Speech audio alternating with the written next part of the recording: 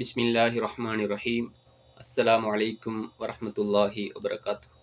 கண்ணியத்துக்குரிய அல்லாஹுவின் இறைநேசர்களே, அன்பு சகோதர சகோதரிகளே, கிணறு சம்பந்தமான கனவுகள் நமக்கு தென்பட்டால் அதற்கான என்ன விளக்கம் என்பதனை நாம் இந்த காணொளியினூடாக தெரிந்து கொள்வோம் இன்ஷா அல்லாஹ்.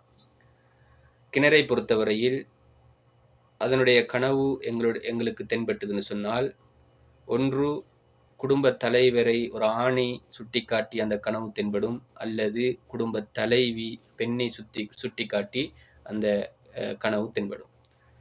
ஒரு ஆணை சுட்டிக்காட்டிய நிலைமையில் அந்த கனவு தென்பட்டால் அதற்கான என்ன விளக்கம் என்பதனை இந்த காணொளியிலும், பெண் சம்பந்தமாக தென்பட்டால் அதற்கான என்ன விளக்கம் என்பதனை அடுத்த காணொளியிலும் இன்ஷா அல்லாஹ் நாம் தெரிந்து கொள்வோம்.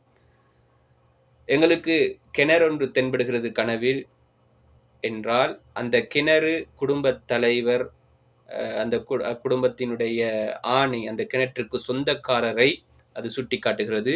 அதற்குள்ளால் உள்ள நீர் அவருடைய செல்வத்தையும் தன் குடும்பத்துக்கு அவர் செலவழிக்கின்ற அவருடைய வாழ்வாதாரத்தையும் அது சுட்டி காட்டுகிறது.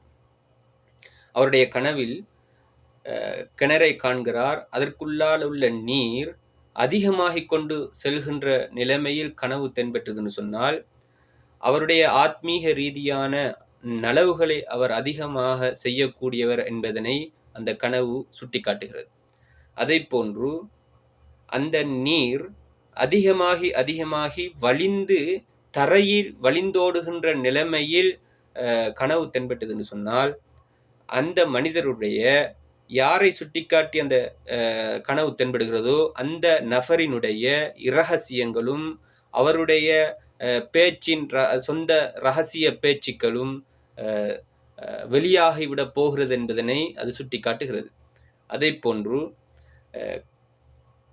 கிணற்றின் நீர் மிக குறைந்த நிலையில் இருப்பது போன்ற ஒரு கனவை கண்டார் என்று சொன்னால், அவருடைய சம்பாத்தியம் குறைந்து போகிறது, அவருடைய வாழ்வாதாரம் பலவீனம் அடைந்து விட போகிறது என்பதனை சுட்டிக்காட்டி அந்த கனவு தென்படும்.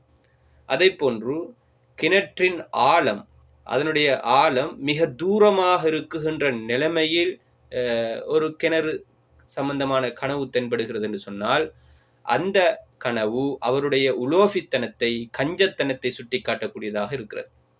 அதே மாதிரி எங்களுடைய கைகளால் அள்ளுகின்ற அளவிற்கு மிக நெருக்கமாக கிணற்றின் நீர் இருக்குகின்ற நிலைமையில் ஒரு கனவு தென்பட்டது என்று சொன்னால், அந்த கனவுக்கான விளக்கம், அவர் கொடை கொடுக்கக்கூடியவர், அதிகம் கொடை கொடுக்கக்கூடியவர், தான தர்மங்களை செய்யக்கூடியவர், அவருக்கும் மக்களுக்கும் மத்தியில் உள்ள நெருக்கத்தை அது சுட்டிக்காட்டக்கூடியதாக இருக்கிறது என்பதனை இந்த கனவு விளங்கப்படுத்துகிறது.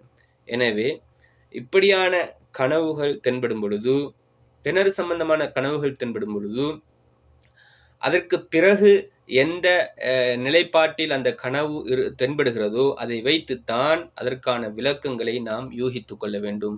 எனவே அடுத்த காணொளியில் பெண் சம்பந்தமாக கிணறு தென்பட்டால் என்ன விளக்கம் என்பதனை நாம் தொடர்ந்தும் பார்ப்போம். நல்ல கனவுகளை கண்டு பிரயோஜனம் அடைந்து கொள்வதற்கு எல்லாம் வல்ல அல்லாஹ் நம் அனைவருக்கும் அருள் புரிவானாக. வஆகிரு தஅவானா அனில் ஹம்துலில்லாஹி ரப்பில் ஆலமீன்.